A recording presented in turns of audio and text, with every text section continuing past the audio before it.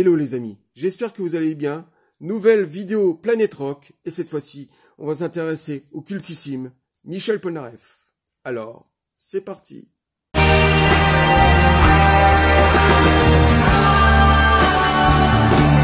Le grand, le cultissime Michel Polnareff, un artiste à la musique multiculturelle et totalement original. Alors Michel Polnareff est né dans une famille de musiciens, en tout cas par son père, compositeur de musique, d'origine russe. Très vite, la famille va déménager en France, à Paris. Dans son enfance, Michel Polnareff va être initié au piano classique dès l'âge de 4 ans. Et quelques années plus tard, à 13 ans, au désir de son père, va incorporer le conservatoire. Il va même recevoir un prix de musique classique. Dans son adolescence, Michel Polnareff, vers 17-18 ans, va se sentir de plus en plus à l'étroit au sein de la famille, qui le pousse de plus en plus vers l'opéra et la musique classique. Et lui, comme tous les jeunes des années 50, il rêve d'Amérique, de rock'n'roll.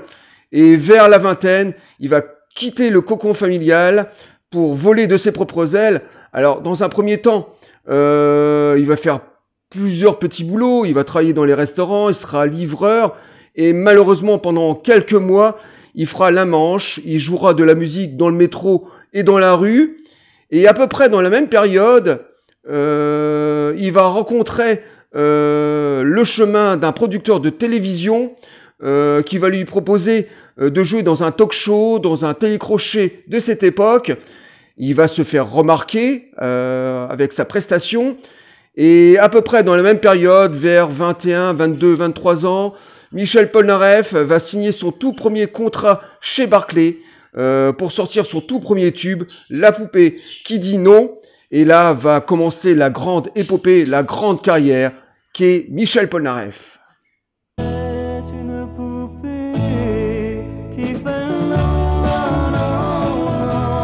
Début de carrière dans les années 60, en 66. Premier succès de Michel Polnareff, La poupée qui dit non, premier contrat chez Barclay.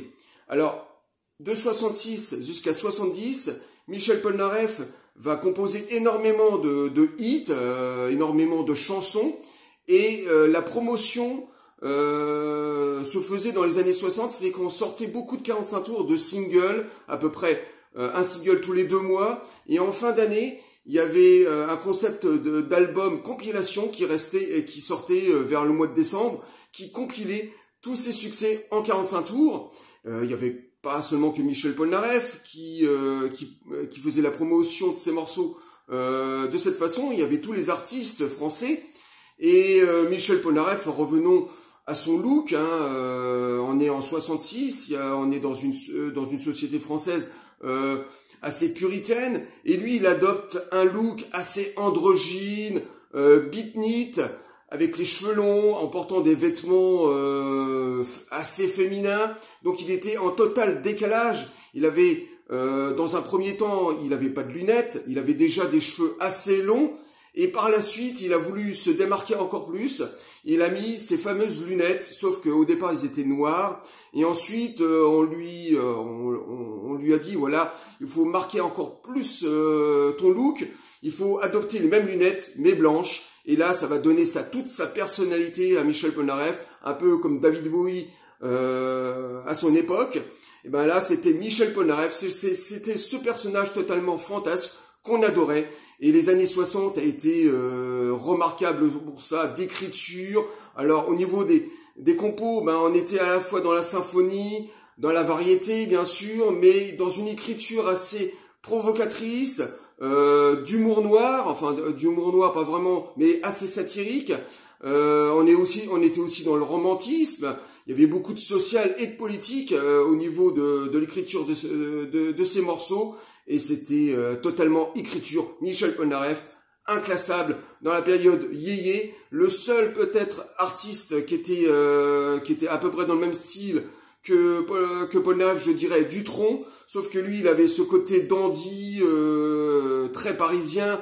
Mais au niveau de la musique, c'était un petit peu un petit peu reconnaissable, même si Dutronc avait son style, mais c'était assez pince sans rire, assez provocateur et sociopolitique. Et donc je vais vous présenter deux compilations. Donc cette toute première compilation qui était sortie au début des années 70, qui relate tous ces hits des années 60, premier volet.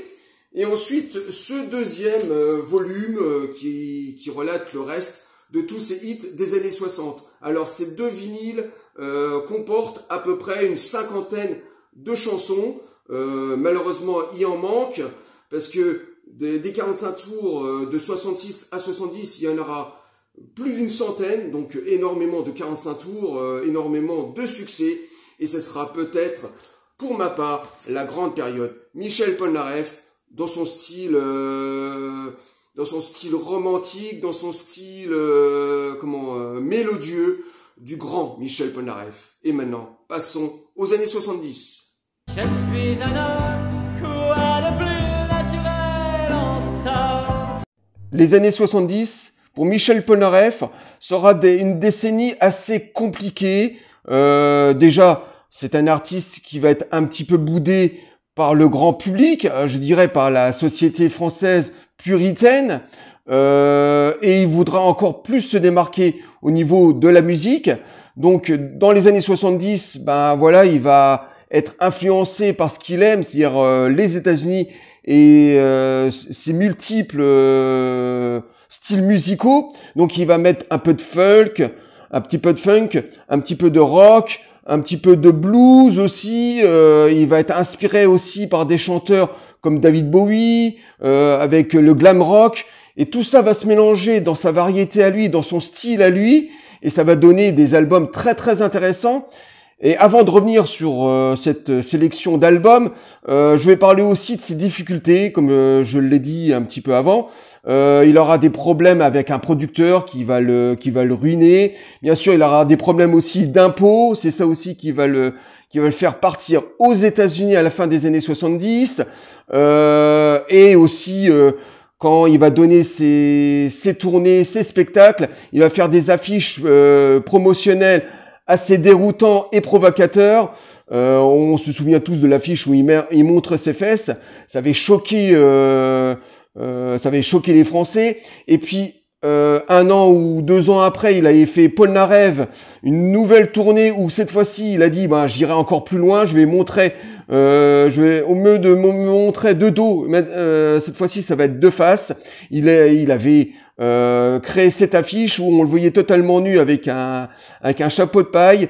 Et non, le chapeau de paille est carrément sur son sexe, en érection. Donc alors là, c'était vraiment le bouquet auprès des gens.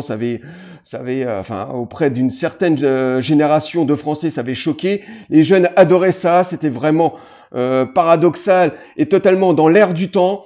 Polnareff, dans les années 70, en fait, c'était tout ça. Et ça va l'amener, bien sûr, à son exil aux États-Unis.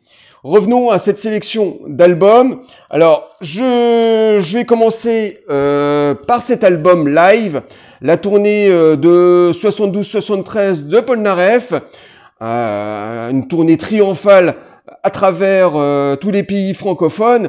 Michel Polnareff est juste énorme pendant cette tournée-là, beaucoup d'improvisation. C'est un showman. Il est totalement en voix. Je dirais que le seul bémol pour cet album live qui s'appelle Polna Révolution, c'est que cet album-là a été mal produit. Le son est dégueulasse.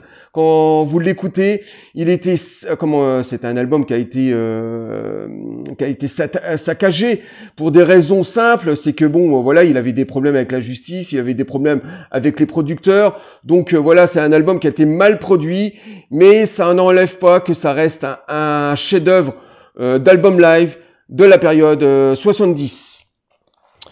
Ensuite, on va parler du premier album officiel de Polnareff. Celui-là, je crois qu'il s'appelle Polnareff, je crois. Et puis Femme à la mode, qui sortira 2 ans après. 2 excellents albums, sauf que le premier, c'est du pur jus Michel Polnareff des années 60. mais réorchestré dans les années 70 avec beaucoup plus de guitare, beaucoup plus de rock psychédélique, de funk. Il y a toujours son côté mélodieux qu'on retrouve, mais c'est une écriture des années 70. Et Femme à la mode, ben c'est un album qui va faire aux États-Unis après son exil aux États-Unis, et c'est un album totalement en anglais, donc c'est toujours aussi mélodieux, toujours symphonique. On retrouve du Michel Polnareff typique des années 70 avec des influences américaines, mais chanté totalement en anglais, et c'est un album qui s'est ramassé, qui a pas du tout marché à cette époque en 75. Et pour finir, on va parler de Coucou me revoilou, le premier retour de Michel Polnareff en France après ses problèmes juridiques, après ses problèmes avec ce producteur. Il décide de revenir en France faire la promotion de cet album qui a été composé aux États-Unis. Alors, c'est à peu près comme Femme à la mode, c'est une production américaine avec des influences américaines. On retrouve bien sûr la symphonie, on retrouve toujours le côté mélodieux, le côté angélique, le côté provocateur et le côté pince sans rire de Michel Polnareff. Il y a énormément de super morceaux sur cet album, et on se souvient tous de Lettre à France qui a été le plus grand hit de cet album. Donc, premier retour de Michel Polnareff en 78 après ses déboires. Et maintenant, passons aux années 80, des années fantasques pour Michel Polnareff. Dans le château de l'Art, pour les 20 ans de jazz. Les années 80, les années fantasques pour Michel Polnareff. Alors, Michel Polnareff habite définitivement aux États-Unis, donc ça sera une décennie pour Michel Polnareff d'originalité au niveau de sa musique, avec des grandes influences américaines, funk, rock psychédélique, blues rock, même je dirais de temps en temps, et une musique totalement paradoxale au niveau de la percussion et des paroles, assez provocateur. Alors, Michel Polnareff va commencer les années 80 avec une absence de plusieurs années, et ça va donner naissance à ce premier album. Alors, je reprends le disque du tout à l'heure parce qu'en fait, c'était un gravé avec 3 albums. Alors, son premier album des années 80, ça sera Bulle. Donc, Bulle, un album très influencé par la funk, surtout au niveau de la basse et de la percussion, et je dirais rock progressif, et d'une variété purement à la Michel Polnareff, avec pas mal de romantisme au sein de cet album et de provocation. Ça donne un album totalement marqué des années 80 avec une domination des claviers aussi, et c'est un très très bon disque de début des années 80. Ensuite, on poursuit avec Incognito. Incognito qui était sorti en 85 si je me trompe pas. Alors Incognito, on continue dans l'écriture de Bulle, sauf qu'il y a beaucoup moins de romantisme cette fois-ci. On est dans un élément beaucoup plus fantasque, beaucoup plus comique, je dirais, dans l'écriture de ses paroles. On est dans l'expérimentation musicale, on est aussi dans l'instrumentation. Il y a certains morceaux où il y a quasiment pas de paroles, il y a beaucoup plus de musique. Et c'est un album assez paradoxal qu'on peut apprécier sur certaines chansons. Les paroles sont totalement burlesques. Je dirais un très bon disque, totalement lunaire. Ensuite, son dernier album des années 80. Alors celui-là, c'est comment il s'appelle Kama Sutra. J'avais oublié le titre. Kama Sutra, alors c'est en fait c'est une période assez compliquée pour Michel Polnareff. Il décide de sortir cet album, il revient en France faire de la promo, il s'enferme dans un hôtel à cause en fait, il devait se faire opérer des yeux pour retrouver la vue. Donc c'était très compliqué, il était assez déprimé. Et il nous sort quand même cet album après quelques années de silence. Et c'est un album assez fantasque, on est toujours dans la même écriture des années 80, mais beaucoup plus romantique cette fois-ci, beaucoup plus social, et c'est un album que j'aime énormément, à part certains morceaux qui sont assez paradoxaux, qui sont assez instrumentaux, qui sont très secondaires, mais c'est un excellent dernier album des années 80 de Michel Polnareff. Et pour finir, je vais vous parler de cet album live en série limitée, et c'est un album d'époque, un picture disc avec le disque transparent, de la tournée, c'est pas vraiment une tournée, d'un show de 82 donné en France, sur la France 2 à l'époque. Et c'est un show télé extraordinaire où il reprend que des standards de ses albums des années 80, donc c'est assez original. Au lieu de reprendre des grands standards des années 60-70, ben lui il préfère cibler tous les hits de ses albums des années 80 et c'est un Polnareff qui fait le show, il est très en voix, il est très généreux et ça reste un très très bon show de 82. Et maintenant passons à la dernière partie, les années 90 à nos jours, qui seront des années d'absence pour Michel Polnareff.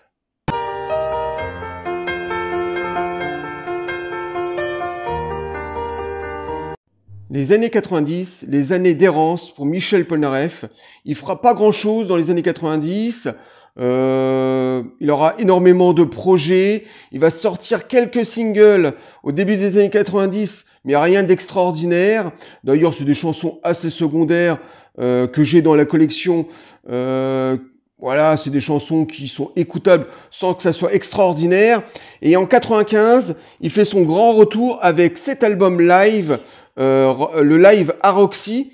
Alors, une des meilleures prestations pour ma part de Michel Polnareff en live dans un tout petit club en Californie. C'est un concert très personnel. On retrouve souvent Michel Polnareff au piano. Il est très en voix. Les versions sont totalement magnifiques. Alors il y a tous ces standards des années 60, 70, même 80, avec leur rythmique habituelle, mais beaucoup de piano et beaucoup de romantisme au sein de ce magnifique concert de 95, où Michel Polnareff, pour promouvoir cet album, était revenu en France. Il avait demandé à Canal+ de faire un numéro spécial avec Michel Denisot. Il avait dit, voilà, pendant l'émission, je veux que ma promotion se passe dans le désert californien, dans le désert américain. Vous me mettez un piano au centre et j'interprète un ou deux morceaux et l'interview se fera au milieu du désert. Alors Canal+ a accepté et on se retrouve devant cette émission totalement burlesque, totalement en décalage dans l'esprit de Michel Polnareff. Et quand il interprète ce morceau, Michel Polnareff a voulu mettre une petite séquence totalement fantastique. Il a ses fameuses lunettes, il les retire et là il y a des rayons laser qui sortent de ses yeux et ça fait un moment vraiment hippique, extraordinaire, totalement dans l'état d'esprit provocateur de Michel Polnareff. Donc très très bon album live de Polnareff de 95, le live à Roxy que je vous conseille vivement de découvrir. Et puis bien des années plus tard, silence radio, Michel Polnareff ne fait pas parler de lui. Et en 98, il me semble, 97-98, il décide de faire son grand retour en France et il va donner une série de concerts à Bercy, à la grande surprise de tous les fans. Ça donnera une tournée d'un an qui va jouer partout dans toutes les villes de France. Un excellent concert que je vous présenterai un tout petit peu plus tard dans sa version DVD, une tournée extraordinaire, showman à l'américaine, avec tous ses succès rejoués. Et quelques années après, je dirais 4-5 ans plus tard, il sort son tout dernier album en date, qui s'appelle Enfin, donc ça va de soi, le grand retour de Michel Polnareff. Et cet album, il est dans l'écriture des années 80, assez burlesque. Il y a pas énormément, c'est pas énormément mélodieux. On retrouve pas vraiment du Michel Polnareff des années 60-70. mais on retrouve la funk, l'originalité américaine des années 80, avec beaucoup de provocation et de second degré au niveau de l'écriture des morceaux.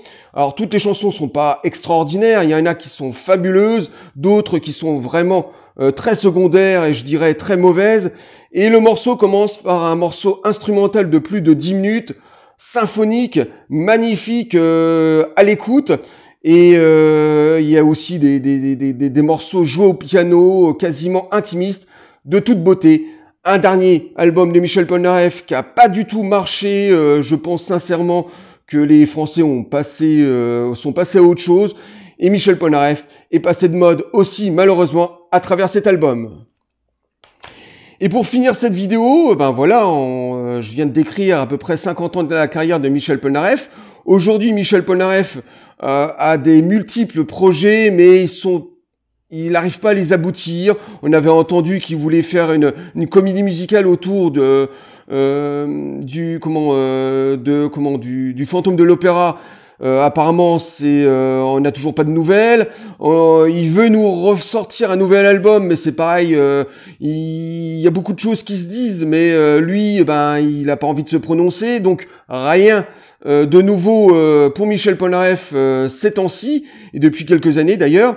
Et pour l'instant, Michel Polnareff est tranquillement en retraite, je dirais, aux États-Unis. Et voilà, il nous a quand même gratifié d'énormément de magnifiques albums et de hits pendant plus de 50 ans. Et pour finir cette vidéo, je vais vous parler de ce magnifique coffret collector qui était sorti il y a une dizaine d'années, la Totale Polnareff. Alors au sein de ce magnifique coffret collector, il manque rien. Il y a tous les albums studio, il y a tous les albums concept des années 60, il y a tous les albums live, il y a tous les scores de musique que Michel Polnareff a fait dans les années 60 et 70. Donc on retrouve par exemple La Folie des Grandeurs, D'Artagnan, Lipstick, Le Serpent à Plumes, et On peut pas plaire à tout le monde, qui était aussi un de ses premiers films des années 60. Donc l'intégrale Polnareff. Je peux vous dire sincèrement que ce coffret est magnifique. D'ailleurs, l'éditeur avait eu la grande intelligence de pas signer seulement que Michel Polnareff. Il avait signé d'autres artistes français, donc comme Sardou, Eddie Mitchell, Johnny Hallyday, Jane Birkin, Étienne Dao et bien d'autres. Donc ça a donné cette collection de collecteurs intégrale dans un format livret. Donc le coffret se présente comme un livre avec les CD qui sont 2 par 2 et par page. Donc c'est un magnifique objet qu'il faut absolument acheter. La Fnac le vend encore sur son site et pas très cher, entre 90 et 100 euros pour 23 disques au total. Donc pas hésiter, l'intégrale Polnareff. Et même au sein de ce coffret, j'avais oublié de le dire, il y a même des pièces totalement inédites, des shows radio de chaque tournée des années 70 de Michel Polnareff qu'on n'avait jamais entendu. Donc il y a à peu près 5 ou 6 disques totalement inédits. Donc une pièce maîtresse qu'il faut absolument posséder si on est fan de Michel Polnareff. Et pour finir, je vais vous parler aussi de quelques DVD.